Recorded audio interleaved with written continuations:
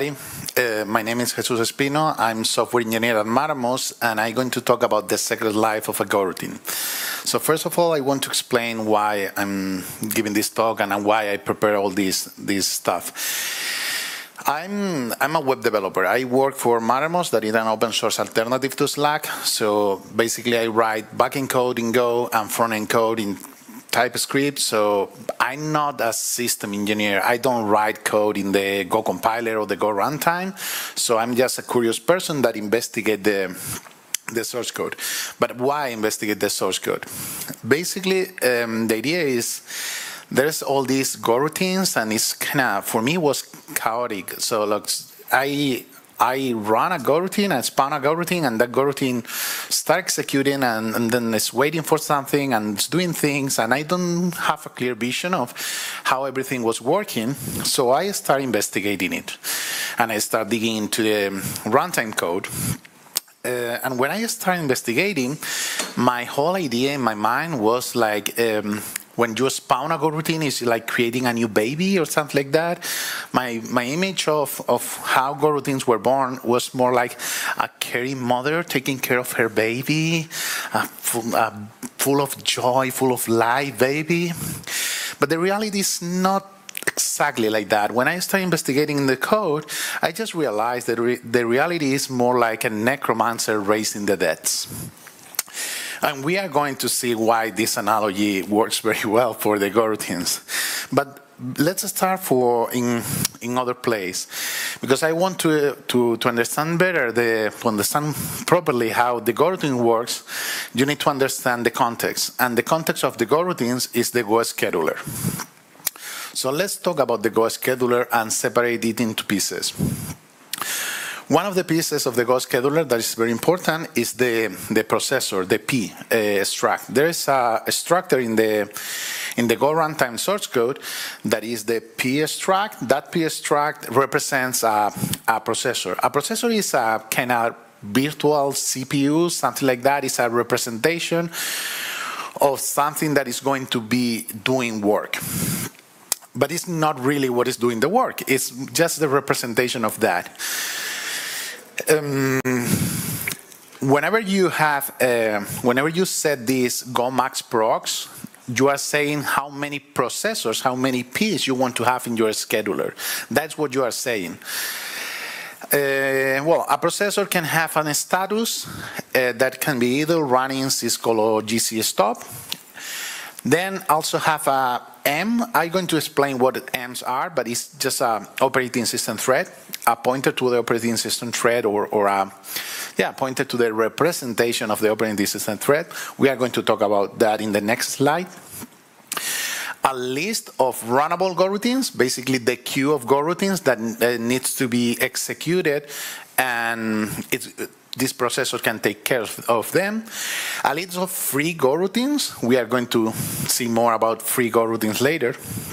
And of course, a ton of other metadata. I'm not explaining it entirely here. I'm just giving a shallow explanation of the scheduler. Understanding the whole scheduler will take probably more than one talk, actually. Another thing is whenever you see this recording or the slides or whatever, you can go to the bottom right corner and see the source code that I'm referring here, the source code in the Go runtime. If you go to runtime2.go to the line 609, you are going to see the struct P, and you can analyze it by yourself. So this pointers in the corner of the slides are like homeworks for you. So let's keep going. The M is another abstraction on top of the operating system thread. Every single M is an operating system thread, and you're normally going to have one system thread per processor, but you can have more than one. So you can have more system thread than processors. There's some situations that can happen, but well, doesn't matter. The important thing is this is the one that is really doing the work. This is the one that is really taking care of the goroutine, advancing the process of the goroutine. And it's another struct that have the current goroutine that is executing in this M and the current processor that is associated with this M. And of course, again, other metadata. Then we have the scheduler. The scheduler is another struct that is kind of global struct that is storing the global information of the scheduler. And that information is the idle M's, all the M's that are not doing anything now. The idle P's, again, the processors that are not doing anything now. A list of global runnable global runnable goroutines that are basically a global queue of work that needs to be done, and the global free goroutines. We are going to talk about free goroutines later. And of course, again, other metadata. And then let's talk about our main character here in this story. That is the goroutine. There is a struct that is the G struct in the runtime that represents a goroutine. A goroutine is a lightweight thread or something like that. It's kind of a lightweight, it's kind of lightweight system thread. It's not handled by the operating system, so it's very lightweight. It's not restricted by the specifications of the operating system. It's just defined inside Go. And for example, you can see certain parallelism. For example, a system thread have a stack.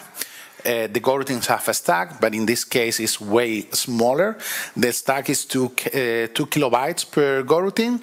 That's the initial stack. The goroutines can need more stack if you have, for example, a lot of calls in a same goroutine, or a very deep set of calls, or very big variables inside the functions that can end up requiring more stack for the goroutine. So the stack starts with 2K, but if there's a need for more, it's going to double that size whenever it's needed. Also, you have the program counter. The program counter is like in a system thread, is the pointer to the current instruction that needs to be executed. Then this is one of the important parts for this talk, the status. The status is what is the current status of the goroutine? Is waiting, is running, is ready to run, is doing other stuff. We are going to see all the statuses that the goroutines can change to other. The current M, if the goroutine is being processed, have a pointer to the current M. If it's not being processed, there's no current M, of course. And the wait reason. The wait reason is whenever the goroutine is waiting, have to be waiting for something. It's not, oh, I'm waiting. No, you are waiting for very specific reason. And we are going to see the reasons for that. And of course, again, a lot of other metadata. So this is more or less the big picture. You have the scheduler here with the free goroutines, the runnable goroutines, the idle processors, the idle M's. And then you can have, for example, here, one processor that have a list of goroutines that have to be run, a list of free goroutines, something that is running now, and the associated system thread. Here you can see that there's some goroutines that can have associated a system thread, but without the CPU. That can happen, for example, for certain syscalls and things like that, that we free the CPU to allow the Go code to keep working and keep doing things while something is waiting for the syscall to return. That not always happen. We are going to see that example later. Also, is another interesting thing is that in the runtime in memory, you always have all the M's, all the P's, and all the goroutines in this tree list that are 3 global variables for the runtime. Okay, let's start with the life of a goroutine. How a goroutine is created. Whenever you spawn a goroutine, I think this is, well, the metaphor of all the necromancer stuff comes from exactly this point. Whenever you create a goroutine. Whenever you create a goroutine, you have 2 options. The first option will be, I already have a goroutine that have finished its work, So it's a dead goroutine, it's already finished, so I just take that goroutine and reuse it. So I raise that from the dead, and suddenly you have a goroutine that is ready to run. But the creepy part is, whenever you don't have a free goroutine, a goroutine that is no longer used, you create that idle goroutine full of life, you kill it, and then you raise that from the dead. Every time you create a goroutine and there's no free goroutines before, it's create that in idle state, move that state to dead, and then to runnable. So I found funny that, so I did all this metaphor around that. So let's see how it goes in the context of the whole scheduler. So imagine that you have this goroutine that is running there, and you want to spawn a new goroutine. What it's going to do is going to check the free list, the list of dead goroutines in the current processor, and it's try to find some dead goroutine to reuse. So it's going to pick this one, for example, and it's going to raise that from the dead and put that into the queue of the processor, in the runnable list of goroutines of the processor. And eventually, the processor is going to take that goroutine and start running that. Okay, but what happens if this one is the one that is trying to run a new goroutine? What is going to happen is there's no goroutines in the free list of this processor. So it's going to go here to the scheduler, to the global scheduler and the global free list. It's going to pick some of that free goroutines, move all that free goroutines to the processor, and then pick one and use it. But what happens if this one is trying to do that and there's nothing in the global queue? Well, in that case, as I said, we create this nice little buffer, we kill it, and then we raise that from the dead and add that to the runnable queue of the processor. So that's how the goroutines are created. But once they are created, that's an interesting part of the process, but we would really want to know what happens next. There's a lot of things that can happen to a goroutine after it's created. When you create a goroutine, it's created in runnable state, okay? And then the processor is going to take care of that or not, or whatever. Then from runnable can go to running, to waiting, from running to waiting, from running to preempt, from running to copy stack, to Cisco, and there's a lot of movements around that state. We are going to explore one by one all that state changes to understand when that thing happens and why. Okay, let's start with runnable to running. That is kind of one of the most common and interesting ones. We need to understand that the scheduler itself is not something that is kind of recurrently, it's not a loop per se. Goroutines are responsible of calling the scheduler. So it's a cooperative, it follows a cooperative approach. For example, when a goroutine finished, it's marked as dead, but also run the scheduler. It's going to say, okay, I already finished. I'm going to run the scheduler to select another one. When a goroutine pause, when a goroutine start waiting for something, start waiting and say, now I'm going to call the scheduler, and the scheduler is going to pick another one. So normally the scheduler is called by the goroutines itself that are parking itself, are stopping itself, or are finishing their job. Well, there's other cases where the garbage collector can start doing things like preempt goroutines, but in general, the goroutines are the responsible of calling the scheduler. But the first thing is the scheduler runs. Somebody called the scheduler. So we try to find a goroutine, and there's going to do in a sequence of tries. It's going to try to find a goroutine that is in runnable state in the local processor queue, in the processor queue of runnable goroutines. If there's nothing to execute there, it's going to go to the global queue. If there's nothing to execute there, it's going to check the net pool. The net pool is a system that allows Go to do I/O. For example, if you do a network request, instead of doing the network request and keep watching there, basically Go delegate that in a queue, in the operating system queue system that they have, and whenever the reply gets back, it's notified the Go program. So the net pool is a way to optimize I/O, basically.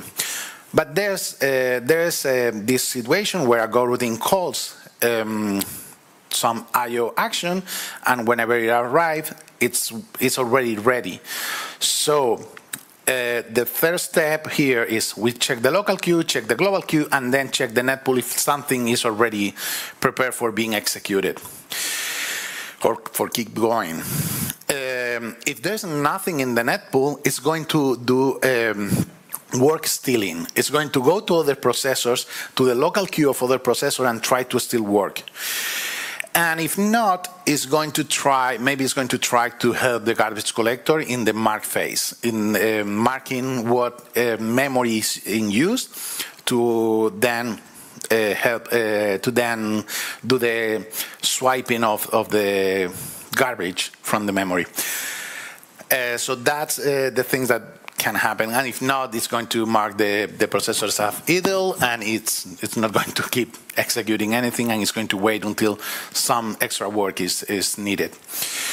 But whenever it finds a goroutine that is ready to execute, it's going to assign to that goroutine the processor, the M, the system thread, and it's going to change the state to runnable to running, and it's going to start executing the code. So that's how it works, from runnable to running. Okay, from running to waiting. This is another one that is very interesting for me. This is whenever a goroutine finds a reason to wait, there's something to wait for, it's going to park itself, it's going to by itself is going to change the state from running to waiting. It's going to remove itself from the current system thread, and it's going to ask the scheduler to run another task. But what are that reasons to wait? So I can say you that the reasons to wait are these reasons. This is the source code. There's no more, there's no less reasons than this, because that's the reasons that are in the Go runtime source code. So, but you don't want to read all this list. I simplified that in garbage collector reasons, mutexes, semaphore, channels, sleep, and I/O reasons. So that's mainly the reasons why a goroutine will wait. Okay, then let's talk about syscalls. Syscalls is, a syscall is the way that a program communicates with the operating system. Okay, there are syscalls that are very fast, there are syscalls that are very slow, or sometimes there are syscalls that are blocking, so they have to block and wait for something to happen, and it's going to come back. So, the syscalls are, fast. When I say there are syscalls that are fast and syscalls that are slow, the syscalls are not especially fast in general, but there are some of them that are fast enough to not stop the execution. So what is going to happen is every time a syscall is called, it executes a function that is enter syscall, that is going to store the program counter, the stack counter of the goroutine. It's going to change the status of the goroutine to syscall. It's going to detach the M from the processor, the system thread from the processor, and change the processor to the status syscall. Then it's going to execute the syscall. And if the syscall is fast enough, it's going to reestablish everything quickly and move that back to running. So instead of just stopping the goroutine and wait until the scheduler have another opportunity to schedule that goroutine. It's going to do the whole process directly to the directly going back to running. But if the syscall is slow enough or is it's blocking, what it's going to do is do all the process of moving that to syscall, but whenever it finishes, it's going to go directly. It's going to go to running to runnable instead of running. So there are some syscalls that can end up leaving you in a situation where you have to reschedule the goroutine. Also, the thing that we saw before, that there's an M that have a goroutine associated to it waiting for something, is a syscall that is blocking.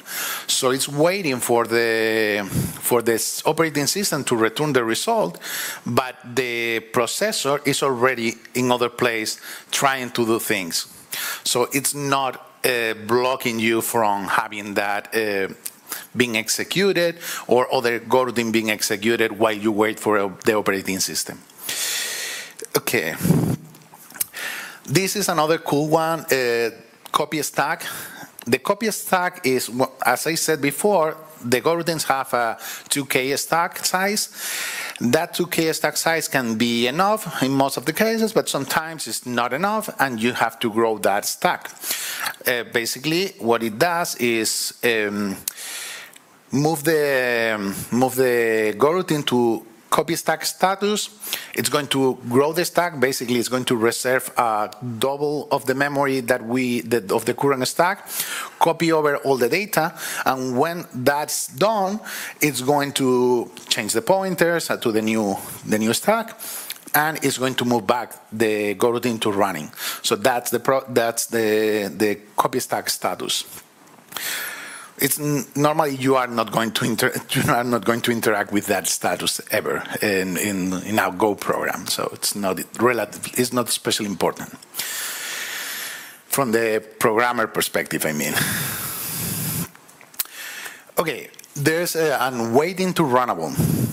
There's another interesting part is again is about the collaborative nature of the goroutines. Whenever a goroutine is waiting, something has to wake it up. For example, one of the ways is calling go ready. We are going to see some examples of that later, but the idea is go ready takes a goroutine that is waiting for something and is telling, hey, you don't need to wait, it's already done. Whatever you are waiting for is already solved, so keep going. And that is going to be changed from waiting to runnable and added to the queue and try to get a processor for that. Another way is reactivating a list of goroutines. That is kind of go ready on a list of goroutines. That's normally done by the garbage collector whenever do the mark phase and all that stuff, and sometimes it needs to stop the world, everything is stopped, is waiting, and then wakes everything up again because now you can keep going. Again, it adds this list of reactivations, adds the goroutines to the local or the global queues and try to start running again in the processors.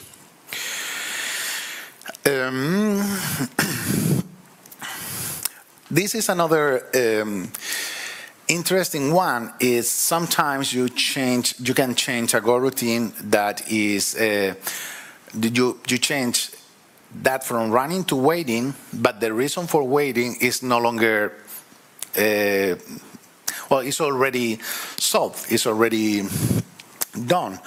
So you change from running to waiting, and without need to wait anything, you go from waiting to runnable again. And actually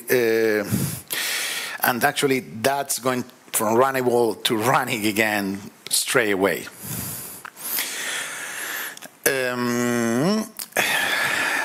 Okay, another case when waiting goroutine is changed to runnable is whenever you try to find a goroutine, you check in the local queue, check in the global queue, and as I said, you check in the net pool. And the net pool, that goroutines are waiting for the operating system to notify them that they are ready. So whenever you are trying to find the goroutines, you can find some goroutines in the net pool that are waiting, but they already have the data that they need. So you wake them up. The scheduler wake them up. And also, there are some cases where we wake up goroutines for mark assist, for assisting the garbage collector in the mark phase. Okay, this is, okay, preemption. Preemption is also very interesting. Preemption was added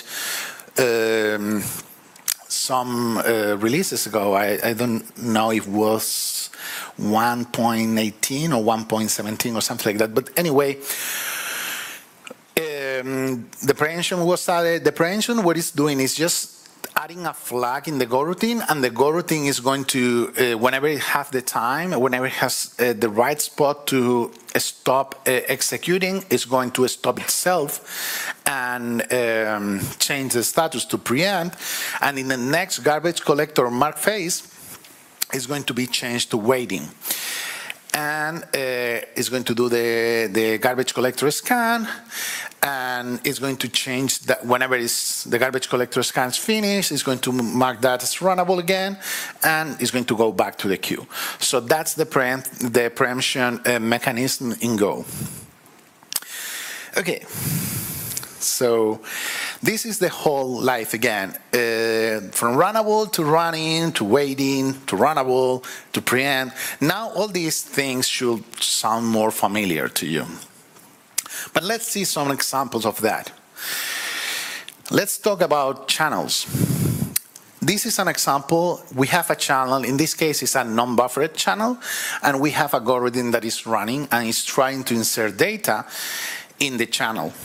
What it's going to do is, because the channel doesn't have anybody listening for it, it's going to park itself and add itself to the list of goroutines that are trying to send to the channel.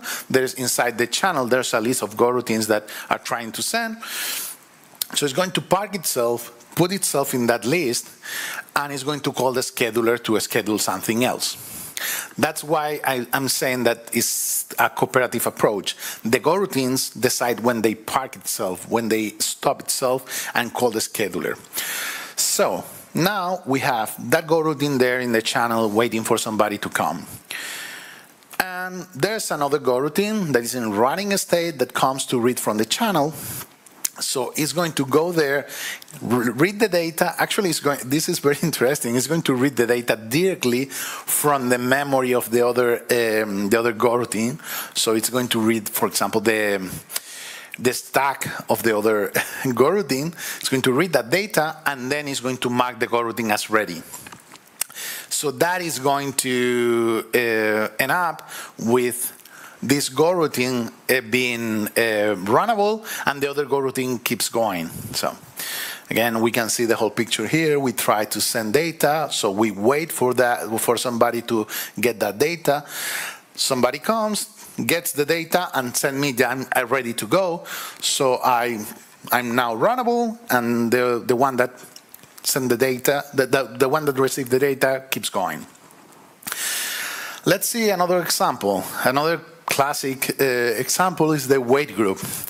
Whenever we have a wait group, for example, in this case, I'm creating a wait group with this goroutine here. It's running. It creates a wait group with that is going to wait for 3 dawns.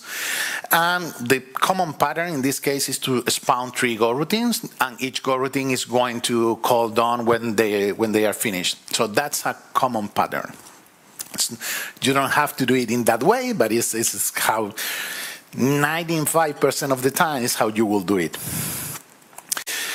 So then whenever I create it, I spawn the goroutines. The goroutines are in runnable state just after spawning them.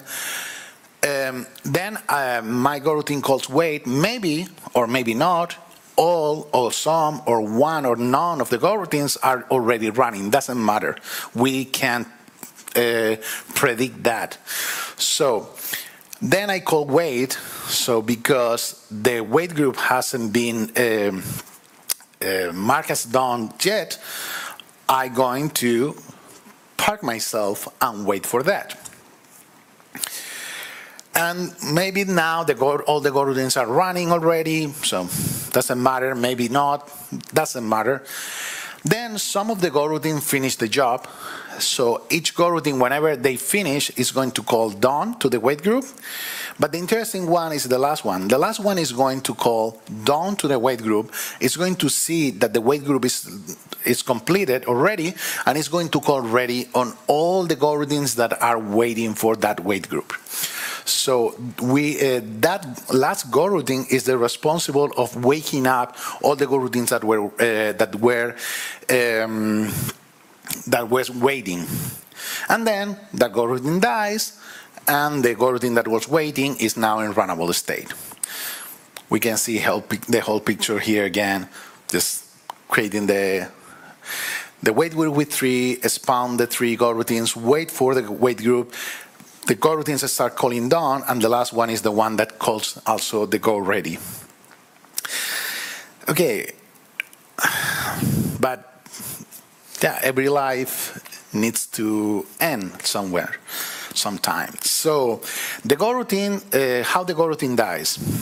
When a goroutine finishes its work, it basically changes the state to dead, change almost all the goroutine values to 0, to the 0 value, disconnect the goroutine from the current M, add the goroutine to the free list of the current processor, and call the scheduler. So that's the final step in the process of a goroutine. So yeah. Again, now this picture should be more familiar, should be more understandable. All that free list and runnable queues make sense. The global free list, the global runnable queue makes sense. So yeah, there's a lot of things that now should be more familiar here. Now this here should be more familiar too. Should be something that you can see and say, oh, okay, I understand that now from idle to dead, from dead to runnable, and all that possible changes and why they are changing. So, okay, let me share a couple of things before we go.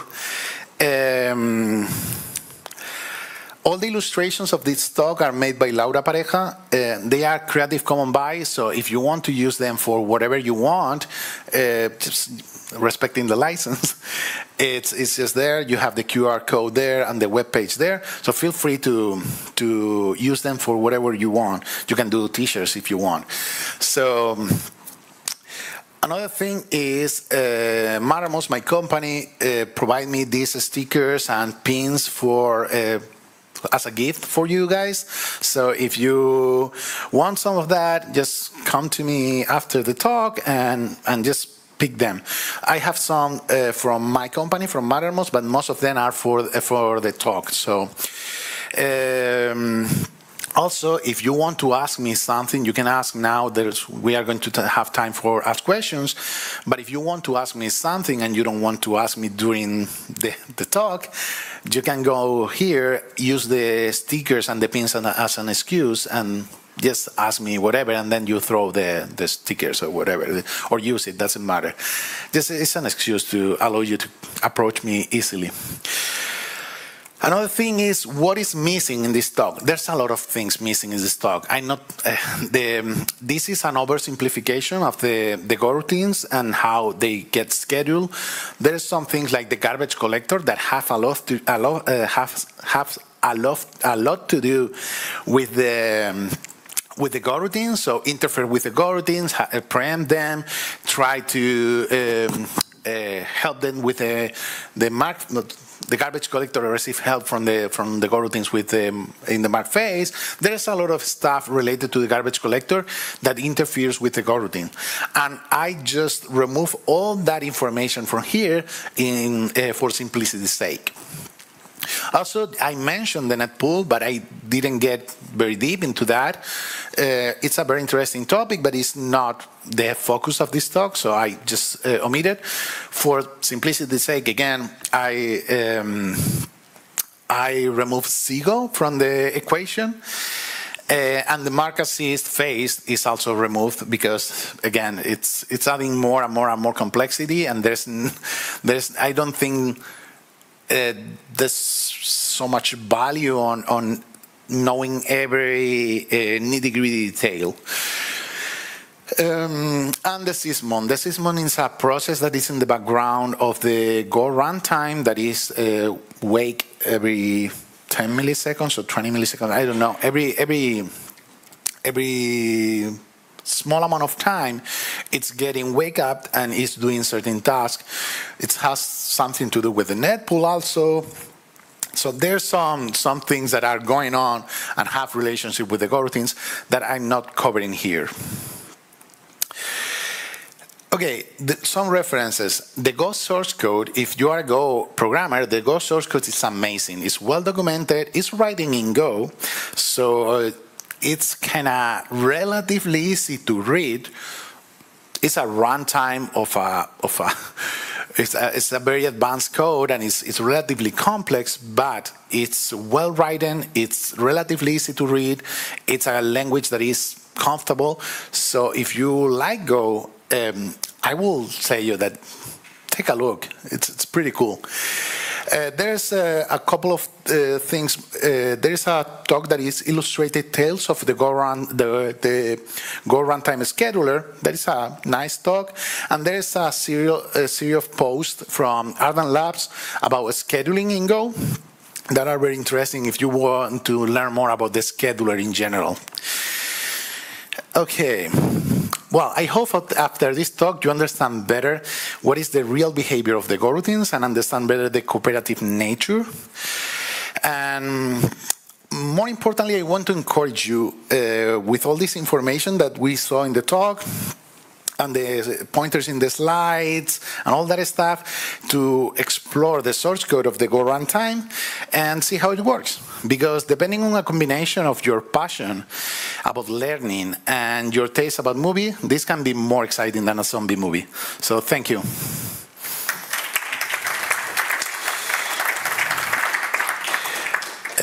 Well, there's my stuff there, so if you want to contact me, feel free. Yep, questions? If you have any question, preferably in English, but if you want to say it in French, we can help with the translation. Yeah. Hello. Yeah. You mentioned that when a Go routine was executing a syscall, it could either wait or because the syscall is blocking, or execute it right away, just after that. Do you know how it choose to block or not? Not in a lot of detail. There's some goroutines that are blocking, so that is just a no-go. So you have to wait for something. But I think there's some heuristics around how much time is taking to come back. I think that's the rule. If it's taking more than X time, I just give up and keep going. But I'm not 100% sure about that. So the code is there. It's something that you can explore. I didn't explore that specific detail. Other questions? Thanks a lot for the presentation. I have a question regarding SIGO, if you have experience with that. I just wonder, like, if you talk about the Go routine and you make a call to external library using the C conventions, does that call happens on the Go routine stack, or there is some dedicated stack created for that? That's a very good question. I think I'm not very familiarized with SIGO. What I understand is that can use the stack of the goroutine, at least from the read perspective, because at the end of the day, the goroutine, it's not going to get any farther or it's not going to return in any at any time if you are calling another SIGO call. So the stack is going to be there, the stack is going to be accessible. So my expectation is SIGO is able to read the stack. I don't know if it's able to write the stack. I will expect that it's not able, but I'm not a SIGO expert, so I really don't like to use SIGO ever. So I can't answer you. I can give you a proper answer. Thanks. Very nice illustrations. Well, thank you. Other questions? Yes.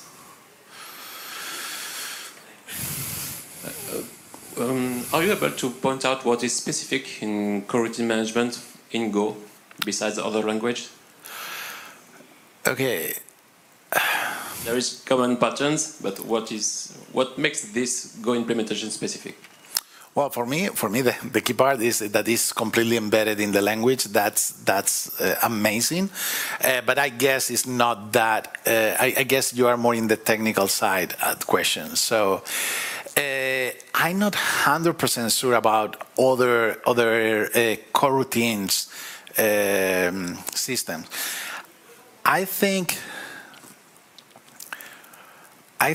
Go coroutines are very aware of the, but I don't know if other coroutine systems also do that. It's very aware of the other CPUs and all that stuff, and it's able to organize, to execute the code and distribute the code over a lot of CPUs without,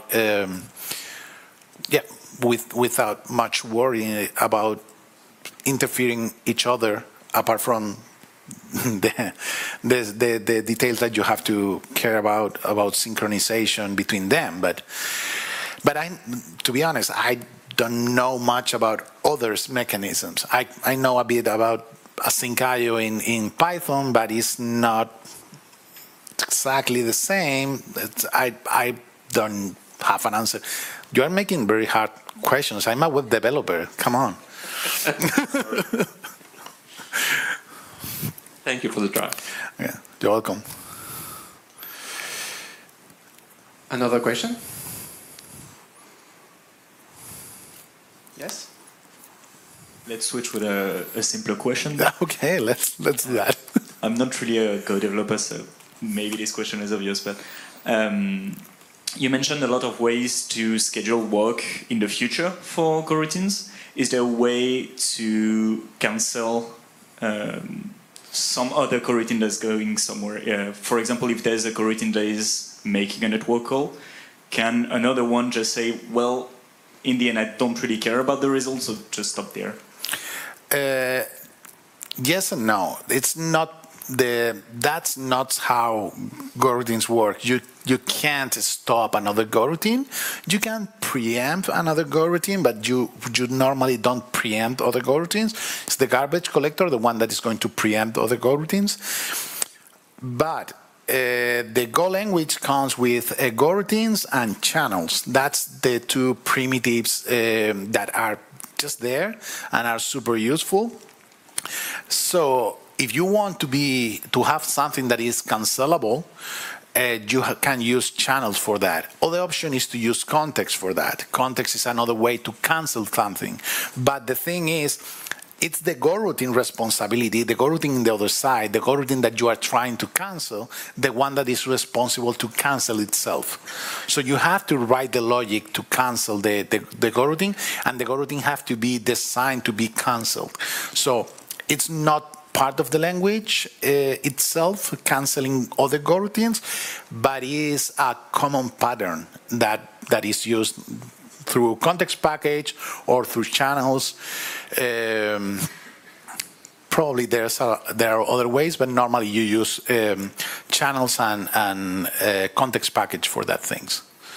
So if I understand correctly what you're saying, so that would be to have some kind of atomic lock or something, and to have the goroutine that is working to check the value, and then if it changes, that would be an order from someone else to kill yourself? Yes. So can you do something like that when you're doing a syscall? Because you're not running yourself, so you can't check the... Oh, no, you can't. Yeah, you can't, okay. Yeah. When you're running a syscall, it's no longer the goroutine working, is the operating system working. So that goroutine have no control over over the execution. So it's not going to be able to stop that. Okay, thanks.